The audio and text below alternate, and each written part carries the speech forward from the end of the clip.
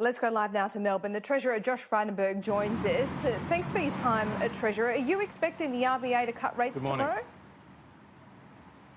Oh, look, those are decisions for the Independent Reserve Bank Board. But obviously, we've seen our interest rates come down quite substantially. So too the interest rates right around the world.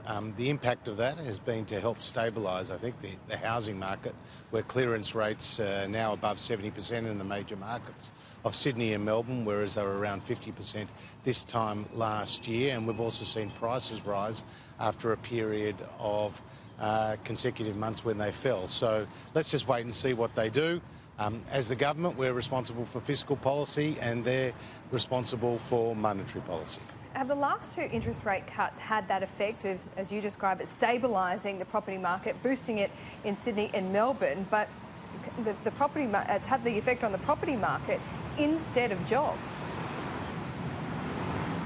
No, in terms of the property market, that is absolutely fundamental to maintain confidence in that sector, because obviously you have a lot of construction jobs in new properties, but also it plays into consumer confidence, and household consumption is around 60% of GDP. So what happens in the housing market impacts the economy more broadly. Economists are predicting another 2 interest rate cuts in the coming months.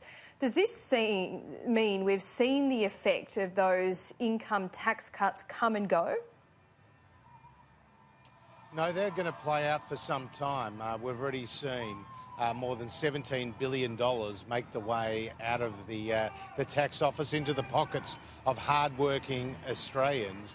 These were very significant tax cuts, indeed the most significant passed by the Parliament in more than 2 decades, which were opposed by the Labor Party. And we believe in lower taxes for hard-working Australians, and this money is being spent in the economy and helping to boost economic activity. As you say, you are responsible for fiscal policy, not monetary policy. So are you considering at all expedited stimulus, and what form might it come in? Well, you've got the tax cuts, you've had the rate cuts. We've got $100 billion of infrastructure spending, which will go out over the course of the decade. That's helping to create jobs right now as we speak. So there is a lot of things that are already being underway in the Australian economy, which will continue to see us grow. Let's not lose sight of the international context too for the Australian economy. We saw in the June quarter, Germany, the United Kingdom, Sweden, Singapore and other economies experienced negative economic growth while the Australian economy continued to grow. And that didn't take into account the full impact of the tax cuts nor of the interest rate cuts. So the Australian economy has just completed 28 consecutive years of economic growth. We've got a AAA credit rating. We're seeing a strong labour market. The Reserve Bank has acknowledged that. And workforce participation is at a record high. When we came to government, unemployment was at 5.7%. It's now down to 5.3%, and we've helped create more than 1.4 million new jobs. You're eternally positive, but at what point would you consider emergency stimulus? Is it when the interest rate, the official cash rate, would be at 0.5%? Would it be 0%? Or do you look at other factors? Well, like I said, the economy is continuing to grow while the rest of the world many countries have actually seen a contraction. And we've just announced for the 18-19 year, Laura, a balanced budget where the deficit of $690 million was 0.0% of GDP. This is the first time it has happened in Australia in 11 years. Now, if it was so easy, why didn't the Labor Party deliver a surplus budget or indeed a balanced budget when they were in government and they were enjoying iron ore prices at over $180 a tonne, a fraction of what it is more than double what it is today. So the reality is we have brought very rigorous and a disciplined approach to targeted spending. We've also managed to preside over an economy where the proportion of working-age Australians who are on welfare are the lowest in 30 years, and jobs are being created. So we'll continue to monitor global events and domestic events very closely, in particular as well the impact of the drought, which has really devastated local communities and had an impact on the economy also as a whole. One of those global events is, of course, the ongoing US-China trade war. You got together and basically led the charge in getting OECD nations to put forward a letter urging the US and China to sort this out, to do a deal once and for all. It seems to have fallen on deaf ears. Now Donald Trump's talking about a deal not being done before the 2020 US election. Does that concern you? And will you have to recalibrate the budget if that persists? Oh, look, when we put together the budget that was delivered in April of this year, we were very conscious of the ongoing trade tensions between China and the US, as well as some of the other economic challenges like the drought that we've experienced.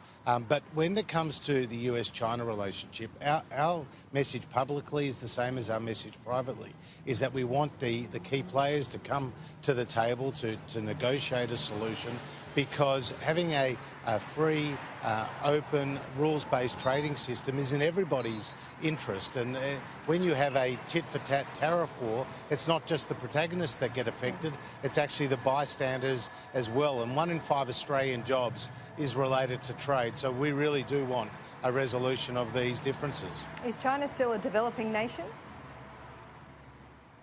Well, I think the Prime Minister's made a valid point, and by the way, that's not a new message from Australia as well, which is that the Chinese economy has developed very strongly, and they are now subject as a developing nation on whether it's on trade or whether it's on environmental agreements to certain things that do need to be closely looked at. So the Chinese economy has grown. We welcome that. Australia's been a great beneficiary of that. Hundreds of millions of people have been lifted out of poverty. But as the Prime Minister has said, it's a good time to have a look at that question. You ruled out a number of things over the weekend, but will you consider making superannuation part voluntary for some subsections? Oh, look, our policy position has not changed, but the point is the Productivity Commission has recommended that the government undertake an independent review, and we've decided to accept that recommendation. And what I've announced is a panel of 3 persons led by Mike Callaghan, a former senior Treasury official, Caroline Kay, who's on the board of the Future Fund, and Professor Deb Ralston, a professorial fellow at Monash University, who's on the RBA's payments board, and is someone of extensive experience. And this will be the first time that we've had a holistic review of our retirement income system since compulsory super came in the early 1990s. So I think this is a very important time to understand the interaction between the age pension, between compulsory super and voluntary savings, particularly as we have an ageing population and people are living longer. And just quickly, Treasurer, will the super guarantee be increased to 12% regardless of this inquiry? Well, we've said our policy hasn't changed, and the Prime Minister and I have said that in the Parliament. But I did see in the papers today Greg Combet attacking one of the members of this independent review, particularly Professor Deb Ralston. Now, Greg Combet should know better. He's a former minister in a Labor government. It's the elected government of the day who decides who goes on these panels. And Professor Ralston is very deeply experienced in this particular area. When she wrote a letter to me as Treasurer, she was writing on behalf of 11 bodies, including the National Seniors and the Australian Shareholders Association and financial advisors representatives. And so she will bring great expertise to this panel, and she has the strong support of the government. But what we have seen is a pattern of behaviour from the superannuation industry, that any time ideas are raised that goes against their vested interests, they seem to complain very loudly about it. They should just make a submission like everyone else to this inquiry and stop lecturing the government as to who we should appoint on these panels. OK, Treasurer, I appreciate your time this morning. Good to be with you.